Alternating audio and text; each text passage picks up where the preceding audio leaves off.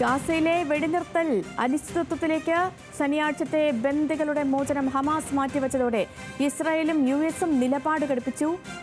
ശനിയാഴ്ച ഉച്ചയോടെ ബന്ദികളെ ഹമാസ് മോചിപ്പിച്ചില്ലെങ്കിൽ വെടിനിർത്തൽ കരാർ റദ്ദാക്കുമെന്നും സമാധാന ശ്രമങ്ങൾ അവസാനിപ്പിക്കുമെന്നും യുഎസ് പ്രസിഡന്റ് ഡൊണാൾഡ് ട്രംപ് മുന്നറിയിപ്പ് നൽകി. ഇന്റർനാഷണൽ ഡെസ്കിൽ നിന്ന് അശ്വതി വിശ്വനാഥ് ചേരുന്നു. അശ്വതി, ലോകം ഏറെ പ്രതീക്ഷയോടെയായിരുന്നു ഈ വെടിനിർത്തൽ കരാറിനെ വരവരുത്, ലോകം വീണ്ടും ഒരു സമാധാനത്തിലേക്ക് മാറുന്നു എന്നൊരു വിശ്വാസം, ആ ഒരു ആശ്വാസമൊക്കെയായിരുന്നു. പക്ഷേ വീണ്ടും ഈ കരാറിനെ പോലും അനിശ്ചിതത്വത്തിലാക്കുന്ന രീതിയിലേക്ക് രണ്ടു രാജ്യങ്ങളും നിലപാട് ഘടിപ്പിക്കുമ്പോൾ എന്താണ് ഇനി സംഭവിക്കാനുള്ളത്?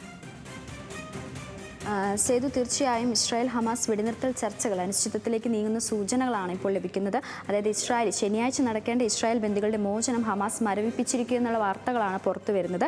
ഇതിന് കാരണമായിട്ട് ഹമാസ് ചൂണ്ടിക്കാണിക്കുന്നത് ഇസ്രായേൽ വെടിനിർത്തൽ കരാർ ലംഘിച്ചു എന്നുള്ളൊരു ആരോപണമാണ് ഹമാസ് ഉയർത്തുന്നത്.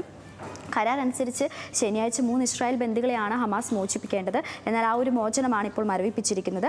ഈ ഒരു നടപടി, ഹമാസിൻ്റെ ഈ ഒരു നടപടി വെടിനിർത്തൽ കരാറിൻ്റെ പൂർണ്ണമായ ലംഘനമെന്നാണ് ഇസ്രായേൽ പ്രതിരോധ മന്ത്രി ഇസ്രായേൽ കാറ്റ്സ് പ്രതികരിച്ചിരിക്കുന്നത്. ഇതിന് പിന്നാലെയാണ് അമേരിക്കൻ പ്രസിഡന്റ് ഡൊണാൾഡ് ട്രംപിൻ്റെ ഇസ്രായേലിൻ്റെ പ്രധാന സഖ്യകക്ഷിയായിട്ടുള്ള അമേരിക്കയുടെ ഒരു ഭീഷണി അല്ലെങ്കിൽ ഒരു മുന്നറിയിപ്പ് വന്നിരിക്കുന്നത്. ഗാസയിൽ തടവിലാക്കപ്പെട്ടിട്ടുള്ള എല്ലാ ഇസ്രായേൽ ബന്ദികളെയും ശനിയാഴ്ച തന്നെ മോചിപ്പിക്കണമെന്നാണ് ഇസ്രായേലിൻ്റെ പ്രധാന സഖ്യകക്ഷിയായിട്ടുള്ള അമേരിക്കയുടെ പ്രസിഡന്റ് ഡൊണാൾഡ് ട്രംപ് പറഞ്ഞിരിക്കുന്നത്. ശനിയാഴ്ച 12 മണിയോടുകൂടി തന്നെ എല്ലാ ബന്ദികളെയും മോചിപ്പിക്കണമെന്നും അല്ലെങ്കിൽ ഇതിനുള്ള പ്രത്യാഘാതങ്ങൾ നേരിടേണ്ടി വരുമെന്നും ട്രംപ് മുന്നറിയിപ്പ് നൽകുന്നുണ്ട്.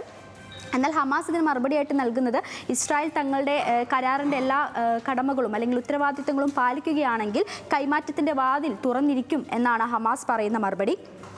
ഈ ഗാസയിൽ നിന്ന് മാത്രമല്ല, ട്രംപ് പറയുന്ന മറ്റൊരു കാര്യം, ഗാസയിൽ നിന്ന് മാറ്റപ്പെടുന്ന പലസ്തീൻ അഭയാർത്ഥികളെ ജോർദാനും ഈജിപ്തും ഏറ്റെടുത്തില്ലെങ്കിൽ അവർക്കുള്ള സഹായം നിർത്തിവെക്കുമെന്നും ട്രംപ് പറഞ്ഞിട്ടുണ്ട്. കഴിഞ്ഞ ആഴ്ചയായിരുന്നു ട്രംപിൻ്റെ വിവാദമായൊരു പരാമർശം നടന്നിരുന്നത്.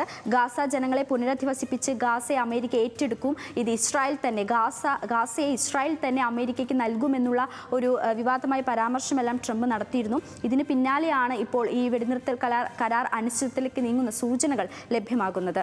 സേതു. ശരി, അശ്വതി വിശ്വനാഥാണ് വിവരങ്ങൾ നൽകിയത്. യുഎസ് പ്രസിഡന്റായ ഡൊണാൾഡ് ട്രംപ് സ്ഥാനം ഏറ്റെടുക്കുന്നതിന് തൊട്ട് മുൻപാണ് ഗാസയിൽ വെടിനിർത്തൽ വരുന്നു, ലോകം സമാധാനത്തിലേക്ക് പുലരുന്നു എന്ന രീതിയിലേക്ക് കാര്യങ്ങൾ എത്തിയത്. പക്ഷേ ഇപ്പോൾ വീണ്ടും ഇസ്രായേൽ കരാർ ലംഘനം നടത്തുന്നു എന്ന പരാമർശം ഹമാസിന്റെ ഭാഗത്തുനിന്ന് വരുന്നു. ഒപ്പം ഇസ്രായേലും അമേരിക്കയും നിലപാടുകളിൽ ഉറച്ചു നിൽക്കുന്നു. അങ്ങനെ ഗാസ വെടിനിർത്തൽ അനിശ്ചിതത്വത്തിലേക്ക് എന്ന സൂചനകളാണ് പുറത്തു വരുന്നത്.